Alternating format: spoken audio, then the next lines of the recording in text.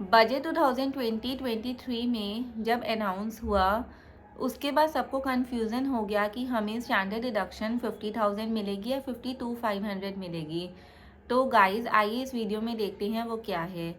And guys ये एक important video है तो आप इसे एंड तक ज़रूर देखना।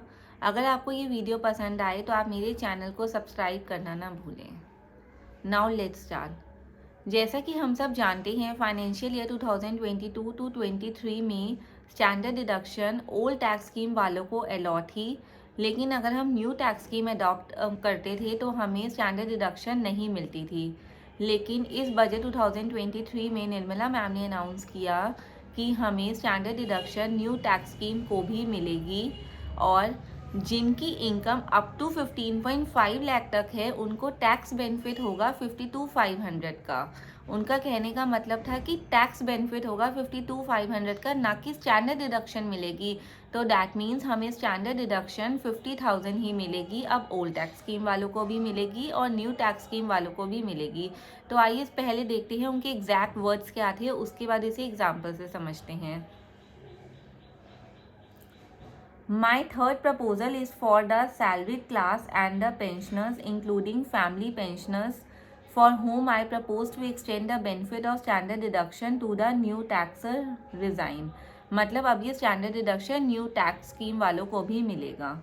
Each salaried person with an income of ₹15.5 lakh और more will the stand to benefit by 52,500।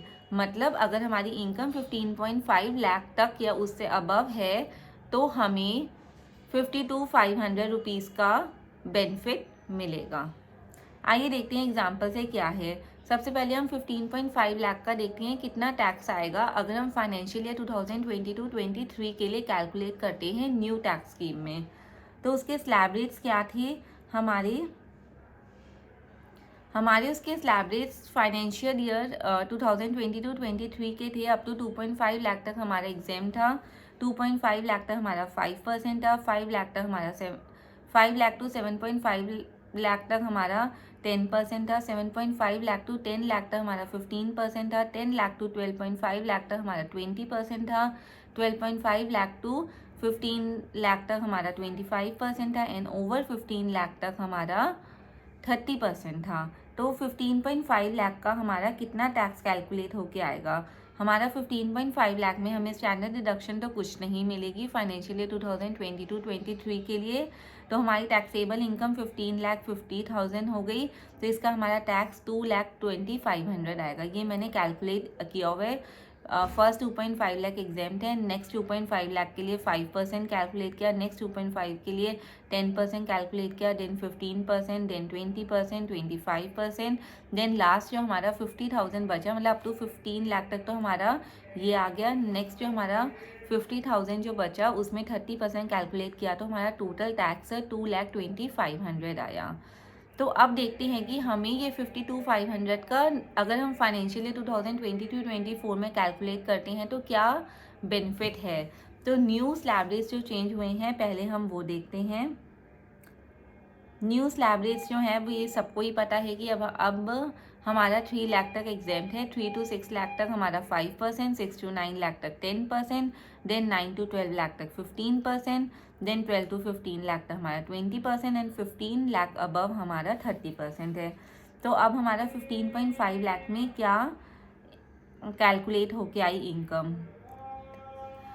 Gross total income जो है इसमें 15.5 लाख है। इसमें अब हमें स्टैंडर्ड डिडक्शन भी मिलेगी क्योंकि अब वो न्यू टैक्स स्कीम वालों को भी मिलेगी।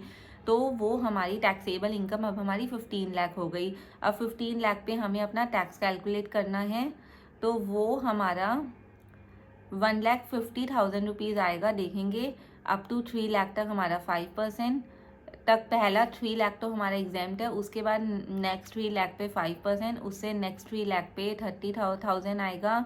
देन 45-60,000 इसे कैलकुलेट करेंगे तो हमारा 1,50,000 आएगा।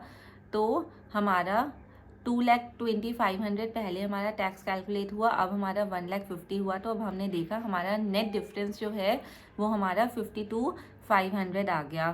तो दैट मीन्स वो यही कहना चाहते थे कि हमें अगर हमारी इनकम 15.5 लाख है तो हमें टैक्स बेनिफिट मिलेगा 50 to 500 का। आई होप गाइज आपको ये क्लियर हो गया हो। अगर आपको ये क्लियर हो गया है तो आप प्लीज़ मेरे चैनल को सब्सक्राइब करना ना भूलें। Thank you so much guys.